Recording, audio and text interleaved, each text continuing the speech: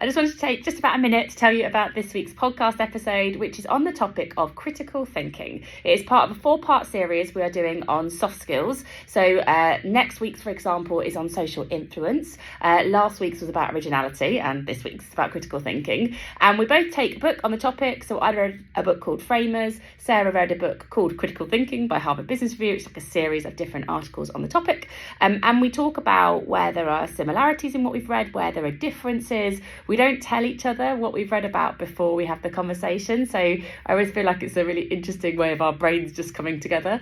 And most importantly, we try to focus on, well, if that's the insight, what can we act upon? So we summarise the end of the conversation with like some specific things that you can do to help you to develop that skill.